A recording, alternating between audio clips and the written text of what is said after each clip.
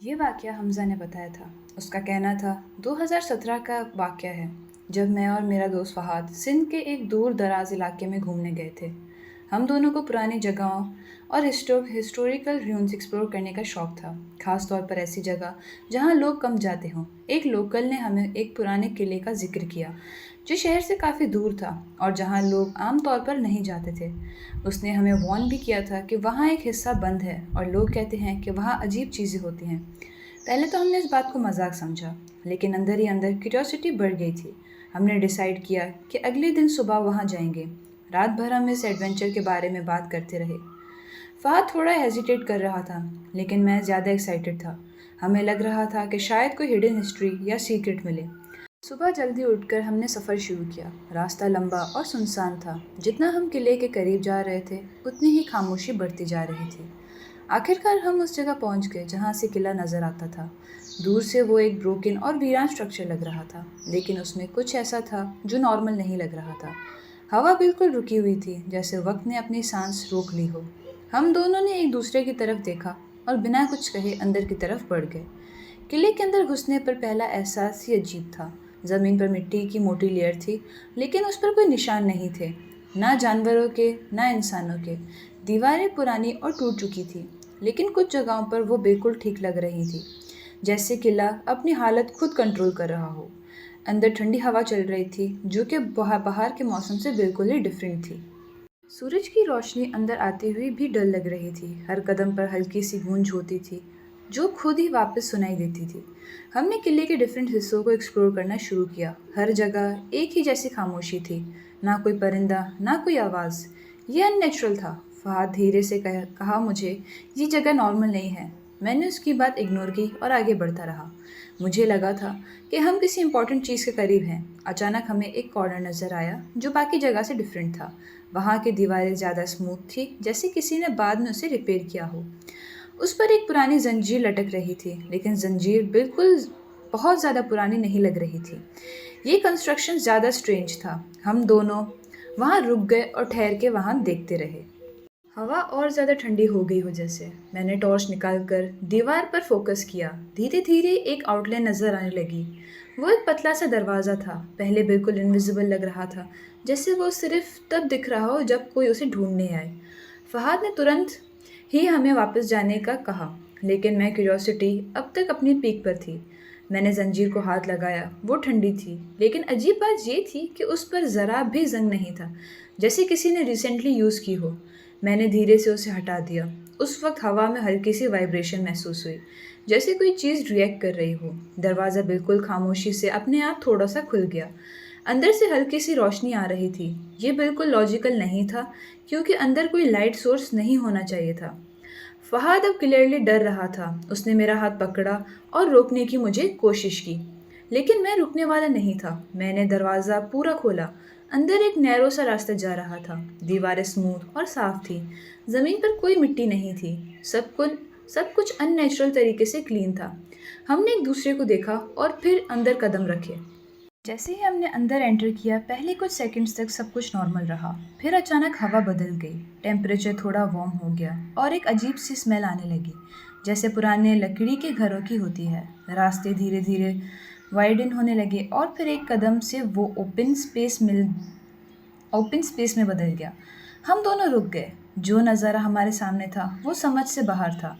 किला अब टूटे हुए ruins जैसे नहीं लग रहा था, बिल्कुल जिंदा, जैसे पुराने ज़माने में आ गए हों। हर जगह मूवमेंट थी। लोग इधर उधर चल रहे थे। कुछ लोग ट्रेडिशनल पुराने कपड़ों में थे। सिपाही अपनी जगह पर खड़े थे और सब कुछ इतना रियल लग रहा था कि हम कुछ सेकंड्स तक रिएक्ट ही नहीं कर पाए। ये कोई इल्यूजन नहीं हो सकता था। ये किसी और ज़माने का सीन लग रहा था। आवाज़ बिल्कुल क्लियर थी। लोग बातचीत कर रहे थे। दूर से घंटों की आवाज़ आ रही थी। हवा में ज़िंदगी थी, लेकिन ऐसी एक चीज़ भी अभी भी मिसिंग थी। किसी ने हमें नोटिस नहीं किया। सब आगे से गुजर रहे थे, लेकिन हम जैसे उन्हें नज़र ही नहीं आ रहे थे। हमें लगा कि ये सब टेम्पररी है। हमने कुछ और आगे जाकर देखा तो एक छोटा सा बाजार लगा हुआ था। वहाँ पुराने ज़माने के सिक्के यूज़ हो रहे थे। कपड़े, बर्तन, सब कुछ हिस्टोरिकल था। ये कोई एक्टिंग या सेटअप नहीं हो सकता था। ये सब कुछ असली लग रहा था। मैंने अपने फ़ोन निकाला रिकॉर्ड करने के लिए, लेकिन स्क्रीन ब्लैक हो गई। फ़ोन काम नहीं कर रहा था। ये और भी ज़्यादा डिस्टर्बिंग था। फहाद ने धीरे से कहा कि हमें वापस चलना चाहिए, लेकिन तब कुछ बदलने लगा। एक सिपाही जो दूर खड़ा था, उसने अचानक अपना सर उठाया। उसकी नज़र सीधा हमारी तरफ आई। ये पहली बार था कि किसी ने हमें नोटिस किया। उसकी आंखों में कन्फ्यूजन था, फिर धीरे-धीरे वो सख्त भरी आंखों में हमारी तरफ आने लगा। उसने अपने पास खड़े दूसरे सिपाही से कुछ कहा। दोनों ने एक साथ हमारी तरफ देखना शुरू किया। मेरे दिल की धड़कन तेज हो गई। ये चीज़ नॉर्मल नहीं थी, फहाद ने तुरंत कहा। ये हमें देख रहे हैं। अब सिचुएशन सीरियस हो गई थी। हम धीरे-धीरे पीछे हटने लगे, लेकिन सिपाही अब हमारी तरफ चलते हुए आ रहे थे। उनकी स्पीड पहले स्लो थी, फिर धीरे-धीरे वो तेज़ी से हमारी तरफ आने लगे। आसपास के लोग भी अब रुक कर हमारी तरफ देखने लगे। उनके चेहरों पर अजीब-सी एक्सप्रेशन थी, जैसे वो समझ नहीं पा रहे थे कि हम क्या हैं और कहाँ से आए हैं। फिर धीरे उनके चेहरे ब्लैंक होने लगे। ये देखकर मेरी रीढ़ की हड्डी तक ठंडी हो गई। हमने बिना सोचे भागना शुरू किया। रास्ता याद रखना मुश्किल हो रहा था। हर गली एक जैसी लग रही थी। जो जगह हमने पहले देखी थी, वो अब वहाँ नहीं थी, जैसे पुराना स्ट्रक्चर चेंज हो रहा हो। पीछे से फुटस्टेप्स की तेज़ आवाज़ होती जा रही थी और कुत्ते हम पे भौंकने लगे थे। सिपाही अब दूर नहीं रहे, वो हमारे बहुत पास आ चुके थे और उनके साथ और भी लोग आ गए थे। उनकी आवाज़ें अब समझ नहीं आ रही थी, जैसे कोई पुरानी ज़बान में आपस में बात कर रहे हों। हम घबराहट में गलत टर्न्स ले रहे थे। हर तरफ से लोग नज़र आ रहे थे। उनके चेहरे अब बिल्कुल एक्सप्रेशन लेस हो चुके थे, जैसे उनकी आइडेंटिटी ही ख़त्म हो गई हो। ये सब देखकर लग रहा था कि हम कोई ऐसी बाउंड्री क्रॉस कर ली है जहाँ हमें नहीं होना चाहिए था। फहद ऑलमोस्ट रो रहा था। उसने कहा कि हम फंस गए हैं, लेकिन मैंने हिम्मत नहीं छोड़ी। अचानक से एक तंग गली नज़र आई जो थोड़ी अलग लग रही थी। हम उसमें घुस गए। वहाँ हवा फिर से ठंडी हो गई और फिर दूर से एक फेमिलियर स्ट्रक्चर नज़र आ रहा था। वो वही दरवाज़ा था, लेकिन इस बार वो हाफ ओपन था, जैसे वो हमें वापस बुला रहा हो। हमने स्पीड और तेज़ कर ली। पीछे से आवाज़ें अब बहुत करीब थी, जैसे वो हमें पकड़ने ही वाले थे। हमने दरवाजे तक जैसे ही पहुँचे, ज़ोर से उसको पुश किया। एक स्ट्रॉन्ग हवा का झोंका लगा और हम दोनों बाहर आ गए। सब ब्लैक हो चुका था। जब हमने आंखें खोली तो सब कुछ वापस नॉर्मल था। वीरान किला जो आज का था, टूटी हुई दीवारें और वही सन्नाटा। कोई आवाज़ नहीं, कोई लोग नहीं, जैसे कुछ हुआ ही ना हो। हम दोनों ने एक दूसरे को देखा। दोनों शॉक में थे। सांस तेज़ हो रही थी। कुछ सेकंड्स तक हम बिल्कुल ही ब्लैंक थे। फिर मैंने पीछे मुड़कर देखा। वो दरवाज़ा गायब था। सिर्फ सीधी दीवार थी, जैसे वहाँ कोई कभी कुछ था ही नहीं। हमने बिना वक्त ज़ाया किए वहाँ से निकलने का फ़ैसला किया। बाहर आकर भी हम कुछ बोल नहीं पा रहे थे। सफ़र के दौरान भी हम खामोश थे। हर चीज़ अनरियल लग रही थी, जैसे दिमाग एक्सेप्ट ही नहीं कर पा रहा था जो हमारे साथ हुआ। घर पहुंचकर भी मैं नॉर्मल नहीं हो पा रहा था, ना ही फहाद। रात को नींद नहीं आ रही थी। हर बार आंख बंद करता तो लगता कि कोई हमें देख रहा है। कुछ दिन फहाद कुछ दिन बाद फहाद ने मुझे कॉल की।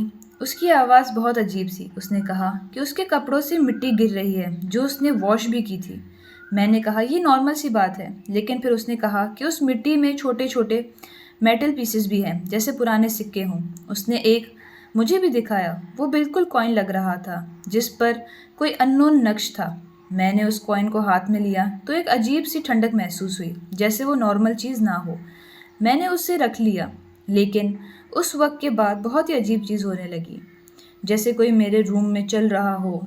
मैंने लाइट ऑन कर जब भी की, कोई नहीं होता था वहाँ पर। मुझे अब समझ नहीं आ रहा था कि शायद वो जगह सिर्फ एक पोर्टल थी, बल्कि कुछ और भी था। क्या वो सब हमारा ख्वाब था, वहम था, या सब हकीकत थी? हमने इसका जिक्र किसी से नहीं किया, क्योंकि हमें पता था कोई हमारी बात पे यकीन नहीं करेगा। आज इतने साल बाद भी मैं उस वाक़ये को भूल नहीं पाता हूँ। कभी कभी कभी मुझे लगता है कि वो लोग मुझे देख रहे हों, जैसे उन्होंने हमें पहचान लिया हो और अब हमारे पीछा कर रहे हैं। कभी कभी रात को बिल्कुल खामोशी में मुझे लगता है कि किसी ने धीरे से चलकर मेरा नाम लिया हो, या कोई दरवाज़ा खोल रहा हो। अगर आपको मेरी कहानी पसंद आई हो तो मेरे चैनल को सब्सक्राइब कीजिएगा, मेरी वीडियो को लाइक कीजिएगा, शेयर कीजिएगा। अब मैं चलती हूँ, आपसे मुलाकात होगी अगली वीडियो में।